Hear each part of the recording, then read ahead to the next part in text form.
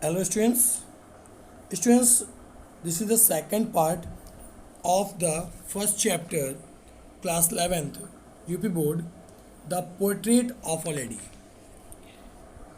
Students, हम लोगों ने पहले वीडियो में पढ़ा था कि किस तरह से वो दादी माँ क्या करती हैं। उस लड़की की दादी माँ चिड़ियों को अपने घर के बाहर टुकड़ों में रोटियां खिलाती हैं। उसके आगे लिखा है, as the years rolled by we saw less of each other. कह रहे, वो लड़की कह रही है कि कई साल बीतते गए और हम लोगों ने आपस में एक दूसरे को बहुत कम देखा। इट मीन्स टॉकिंग जो बिटवीन देम बहुत कम हो रही थी। For some time she continue to wake me up and get me ready for school. कुछ समय तक तो उन्होंने लगातार मुझको जगाया उस मॉर्निंग में और मुझे स्कूल के लिए तैयार किया।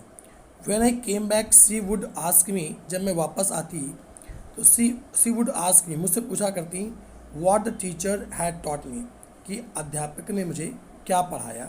ये बात मुझसे हमेशा पूछा करती थी कि अध्यापक ने मुझे क्या पढ़ाया। I would tell her English words, मतलब उसमें कह रही है, लड़की बता रही है, I would tell her English words and little things of western science and learning. लड़की कहती है कि मैं उनको बताती थी कि मैंने इंग्लिश के शब्द सीखे, and little things of western science, और कुछ मैंने पश्चिमी विज्ञान के बारे में सीखा, एंड लर्निंग, और इस तरह के मैंने ज्ञान सीखा। द लॉ ऑफ ग्रेविटी, और मैंने ग्रेविटी के लॉ, इसके नियम के बारे में सीखा।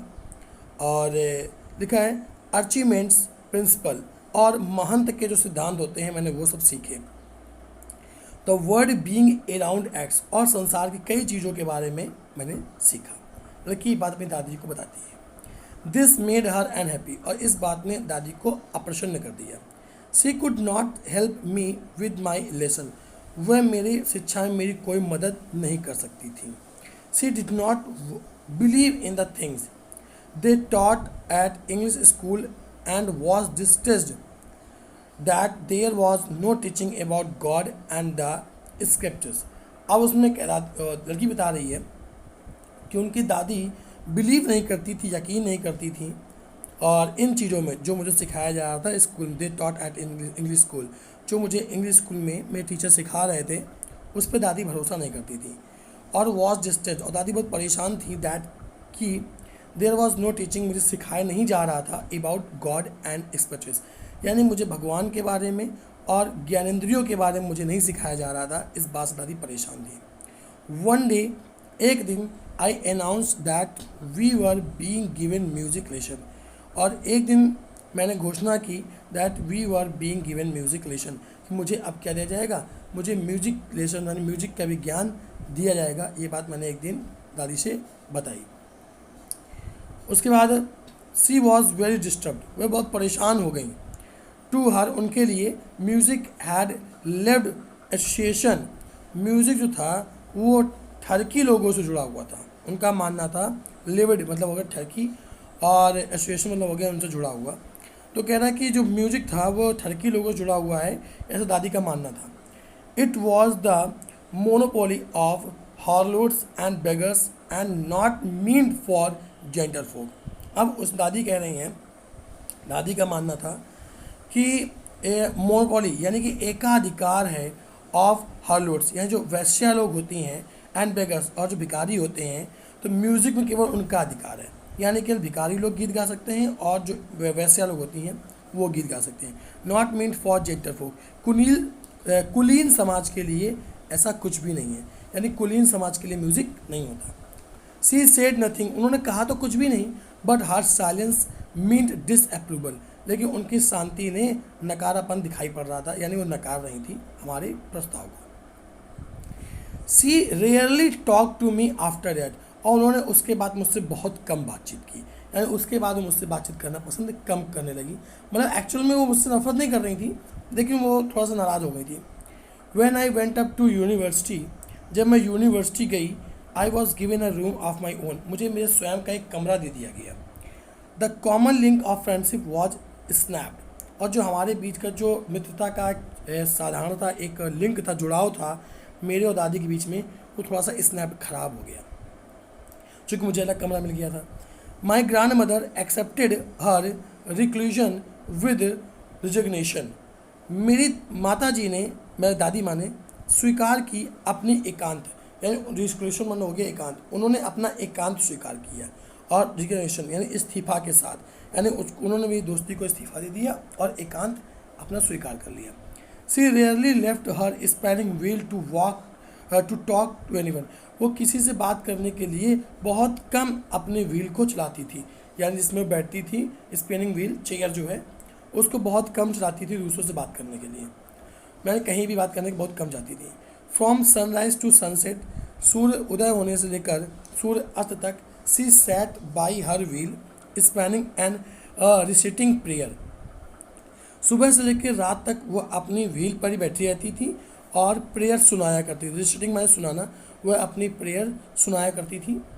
Only in afternoon she relaxed for little bits.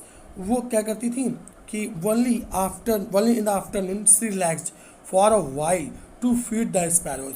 वह केवल दोपहर के समय थोड़ा आराम करती थी, वो भी गौरैया नाग पंछियों को भोजन कराने के लिए। While she sat in the veranda breaking the bread into little bits, और जब वो बैठी होती थी वारंदा में रोटियों को टुकड़ों में तोड़ते हुए, तो hundreds of little birds collected round her, creating a veritable bedlam of chirpings। तो सैकड़ों चिड़ियाँ आकर उनके आसपास एकत्रित हो जाती थी, वास्तविक रूप से एक शोर शराबा ऑफ चर्च में, यानी चहचहाट का शोर शराबा करते हुए, वास्तविक रूप से चहचहाट का शोर शराबा करते हुए सैकड़ों चिड़ियाँ आकर उनके आसपास बैठ जाया करती थी।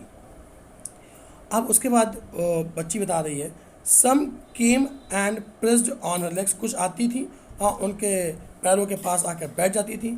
अदर्स ऑन हर शोल्डर्स, कुछ आकर उनके कंधे पर बैठ जाती थी। Some even sat on her head, कुछ आकर उनके सिर पर बैठ जाती थी। सी स्माइल्ड, वह मुस्कुराती थी, but never shooed them away, लेकिन वो उन्हें कभी भगाती नहीं थी। It use to be happiest half hour of the day for her, और ये उनके लिए पूरे समय का, पूरे दिन का सबसे ज़्यादा सुखमय समय हुआ करता था। When I decided to go abroad for further studies, जब मैंने विदेश जाने का निश्चय किया आगे की शिक्षा के लिए, I was sure my grand mother would be upset, मैं निश्चित था कि मेरी माता जी जो दादी माँ हैं वो नाराज़ हो जाएंगी। I would be away for 5 years, मुझे 5 सालों के लिए वहाँ जाना होगा। At her age one could never tell, और उनकी उम्र में कोई भी ऐसा नहीं कहेगा, कभी नहीं कहेगा या जाने के लिए अनुमति ना देता। But my grand mother could, लेकिन मेरी माता दादी माँ ने मुझे अनुमति दी। और उसके कह रहा है, सी वॉज नॉट इवन सेंटीमीटर, वह बिल्कुल भी भावुक नहीं थी। सी केम टू लीव मी, वो मुझे छोड़ने आई एट द रेलवे स्टेशन, वो मुझे रेलवे स्टेशन पर छोड़ने भी आई। बट डिड नॉट टॉक और show my emotion, any emotion, और उन्होंने बिल्कुल भी बातचीत नहीं की और ना ही अपनी भावना दिखाई, यानी उन्होंने बिल्कुल भी भावुक होना ऐसा शो नहीं किया दैट कि वो भावुक थी। हर लिप्स मूव्ड इन प्रेयर, जो उनके ओंठ थे वो प्रेयर में हिल रहे थे, अर्थात वो प्रेयर कर रहे थे। Her mind was lost in prayer, उनका जो दिमाग था वो प्रार्थना में खोया हुआ था। Her fingers were busy telling the beads of her rosary, और जो उनकी उंगलियां थीं वो लगातार रोजरी यानी माला जपने में व्यस्त थी। उनकी जो उंगलियां थी माला जपने में व्यस्त थीं। और उसके बाद साइलेंटली सी किस्ड माई फॉरहेड, उन्होंने चुपचाप मेरे माथे पर एक किस किया। एंड व्हेन आई लेफ्ट, और जब मैं वहाँ से निकली, I cherished the most imprint as perhaps the last sign of physical contact between us. तो अब इसमें लड़की कह रही है कि जब मैं वहाँ से निकली या ये ट्रेन पे चली, तो आई चेस्ट में ध्यान रखा द मोस्ट इम्प्रिंट, वो नम छाप, उनके ओठों की नम छाप जो उसके माथे पड़ी थी, उसने उसको याद रखा। वो भी किस तौर पे, एज परहैप्स की, जैसे शायद the last sign of physical contact between, जैसे कि हम दोनों के बीच में जो आखिरी जो कॉन्टैक्ट हुआ था, संबंध हुआ था, उसका साइन, उसका प्रतीक मानकर, फिजिकल कॉन्टैक्ट, शारीरिक जो हम लोग के बीच में बंधन हुआ था, उसका वो उस चुंबन को, उस किस को उसने क्या कर लिया, अपना लास्ट प्रतीक मान लिया। अपने फिजिकल कांटेक्ट का। But that was not so, लेकिन ऐसा नहीं हुआ। After 5 years I came back, जब मैं वापस आई होम, घर वापस आई, and was met by her at the station, और जब तक कि मैं उनसे मिलती स्टेशन पर, she did not look a day older, वो एक दिन भी बूढ़ी नहीं लगी, अर्थात ऐसा लग रहा था जैसे वो एक दिन भी बूढ़ी नहीं हुई हैं, वो जैसी थी वैसी ही ऐसा लग रहा था। उसके बाद कह रहा है, इसमें जो लड़की कह रही है, she still had no time for words, कह रहा है सी अभी भी उनके पास कोई शब्द बोलने के लिए समय नहीं था, अर्थात वो अभी मुझसे कुछ नहीं बोल रही थी। And while she clasped me in her arm, जब उन्होंने मुझे अपनी भुजाओं में जकड़ लिया, यानी मुझे गले लगाया, तो कह रहा I could hear her reciting her prayer, तो मैंने उन्हें अपनी प्रार्थना सुनाते हुए सुना, यानी वो अभी भी अपनी प्रार्थना कर रही थी। Even on the first day of my arrival her happiest moments were with her sparrow. अब इसमें लड़की अपना थोड़ा सा दुख जो बताने की कोशिश कर रही है, जो उसको अपनी दादी जी के माध्यम से मिल रहा था, उसमें उसको लग रहा था ऐसा, लेकिन ऐसा था नहीं। तो कह रही है even on the first day of my arrival, मेरे पहले दिन के आगमन पर ही हर हैप्पीएस्ट मोमेंट्स वर, उनके यानी दादी जी के सबसे सुखी जो क्षण थे वो क्या थे, विद हर स्पैरोज, अपनी चिड़ियों के साथ समय बिताना ही उनका सबसे सुखी पल था, यानी मैं पहले दिन आई हूँ तो मेरे लिए कुछ भी नहीं।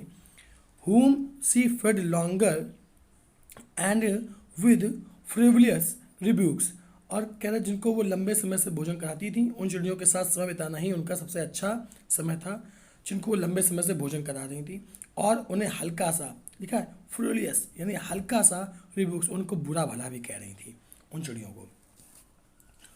इन द इवनिंग, शाम के समय, अब उसमें एक बात कही गई, इन द इवनिंग, शाम के समय, अ चेंज केम ओवर हर, उनमें थोड़ा सा बदलाव आया। सी डिड नॉट प्रे, अब वो प्रार्थना नहीं कर रही थी। She collected the women of the neighbourhood, वह अपने पड़ोसियों के पास गई, महिलाएं एकत्रित की। गॉट एन ओल्ड ड्रम, और एक पुराना ड्रम यानी कि तबला बोल सकते हो या ढोलक बोल सकते हो, उन्होंने लिया। एंड स्टार्टेड टू सिंग, और गीत गाना शुरू कर दिया, और दादी जी ने भी क्या कर दिया, गीत गाना शुरू कर दिया। For several hours she thumped the sagging skins of the, लिखा है डेलिपेटेड ड्रम। अब कह रहे हैं कि उन्होंने क्या किया, कुछ घंटों के लिए उन्होंने उस नीचे लटके हुए, लिखा है sagging skins of the dilapidated drum, उनकी त्वचा से नीचे लटके हुए ड्रम को वो थपथपाती रहीं, यानी बजाती रहीं, उन्होंने बजाया।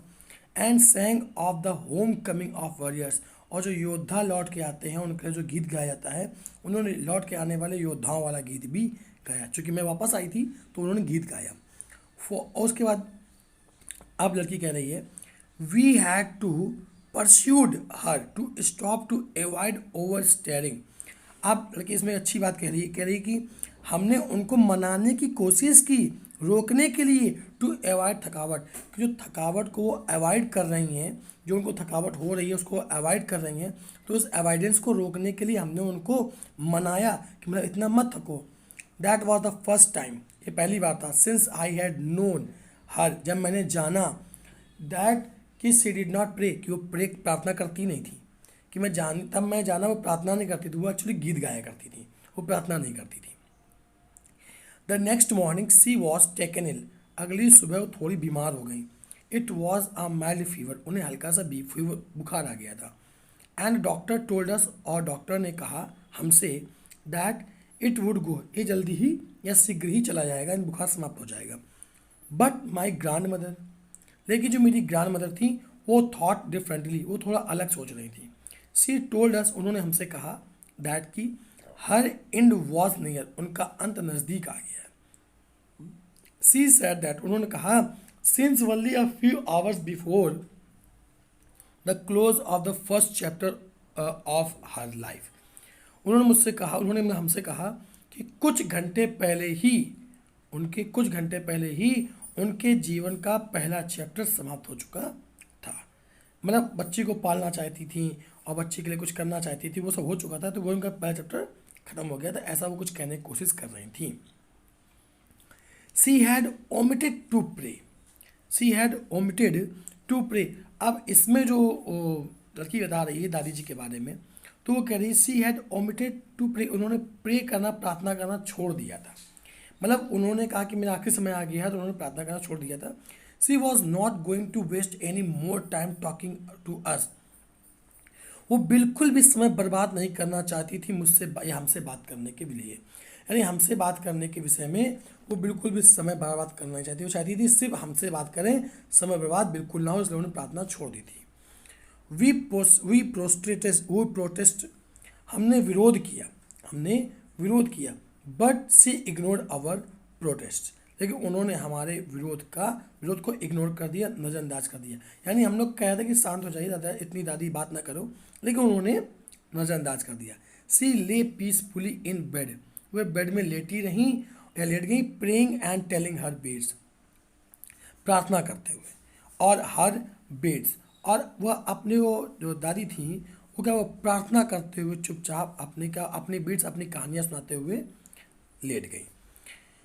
Even before we could suspect, हालांकि पहले ही हम लोगों ने अनुमान लगा लिया था, हम लोग अनुमान लगा सकते थे। हर lips stopped moving and rosary fell from her lifeless finger. अब इसमें कह रहा है हमने अनुमान लगा लिया था कि उनके जो ओंठ थे वो रुक गए थे, मूविंग हिलना, ओंठों का हिलना रुक गया था, एंड रोजरी, और जो उनके माला जाप थी, फेल, वो गिर गई थी, फ्रॉम हर लाइफलेस फिंगर, उनके अजीव उंगलियों से, यानी कि जो जिनमें अब जान नहीं रही, ऐसे उंगलियों से उनकी जो रोजरी थी, माला थी, वो भी नीचे गिर गई थी। अ पीसफुल पैलर, एक शांत पीलापन, स्प्रेड, फैला हुआ था, ऑन हर फेस, उनके चेहरे पे फैला हुआ था, एक शांत पीलापन उनके चेहरे पे फैला हुआ था। And we knew that she was dead, और हम जानते थे कि उनकी मृत्यु हो चुकी है, और हम जान गए थे कि उनकी मृत्यु हो चुकी है। We lifted her off the bed, हमने उनको बेड से उतारा, एज एज इज कस्टमरी, जैसे कि क्या थी, एक रीति रिवाज है, उस तौर पे हमने उनको नियम के तौर पे नीचे उतारा बेड से। Laid her on the ground, उन्हें ज़मीन पर लिटाया, and covered her with a red shroud, और हमने उनको एक लाल कफन से ढक दिया। आफ्टर अ फ्यू आवर्स, कुछ घंटे पश्चात, of morning we left her alone to make arrangements for her funeral. इस मॉर्निंग मतलब हो गया सिसकियाँ बगाना, सिसकियाँ करना या रोना धोना, तो रोने धोने कुछ घंटे पश्चात हमने क्या किया, हमने उन्हें अकेला छोड़ दिया, रीअरेंजमेंट, सब कुछ संभालने के लिए, फॉर हर फर्नल, उनके दाह संस्कार के लिए, सब कुछ अरेंजमेंट करने के लिए हमने उनको अकेला छोड़ दिया। इन द इवनिंग, शाम के समय, we went to her room, हम उनके कमरे में गए, with a crude structure to take her to be cremated, हम लोग भद्दे स्ट्रक्चर के साथ गए, स्ट्रक्चर से उठाया जाता है लोगों को, उस स्ट्रक्चर, उसको भद्दा क्यों कहा गया है, तो उससे लाश उठाई जा रही है, सौ उठाया जा रहा है, इसलिए कहा गया है कि भद्दे स्ट्रक्चर के साथ हम लोग उस कमरे में गए और उनको लेने के लिए, टू बी क्रीमेटेड, दाह संस्कार के लिए, दाह संस्कार करने के लिए हम लोग उनको लेने के लिए गए भद्दे स्ट्रक्चर के साथ। द सन वॉज सिटिंग, सूर्य अस्त था, एंड यह सूर्य अस्त हो रहा था, and had lit her room and verandah with a blaze of golden light, और जो उनका बारंदा था और उनका जो रूम था वो सुनहरी किरणों से भरा हुआ था, because the sun was setting, so it was happened at there. We stopped halfway in the courtyard, हम गलियारे में जाते समय आधे रास्ते पे ही रुक गए। ऑल ओवर द वारंदा, पूरे बारंदा में, एंड इन हर रूम, और उनके कमरे में, राइट अप टू वेयर, जहाँ से सीधा रास्ता था, वेयर सी ले डेड, जहाँ वो मृतक लेटी हुई थी, वारंदा से कमरे की ओर जाते हुए सीधे रास्ते में जहाँ वो लेटी हुई थी, and stiff wrapped in red shroud, और लिपटी हुई थी उस लाल रंग के स्टोड यानी कफन में लिपटी हुई थी। Thousand of sparrow sat scattered on the floor, तो हजारों गौरैया पंछी उनके जमीन पर, चारों ओर जमीन पर उनको घेरे हुए थे।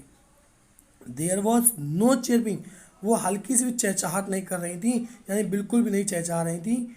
We felt sorry for the birds, हमने चिड़ियों के लिए माफ़ी मांगी, मुझे बड़ा गंदा लगा हमें उन चिड़ियों के लिए। And my mother fetched some breads for them, और मेरी माता जी ने क्या किया, fetched some bread for them, उनके लिए कुछ टुकड़े निकाले, ब्रेड्स के कुछ टुकड़े मेरी माताजी ने निकाले।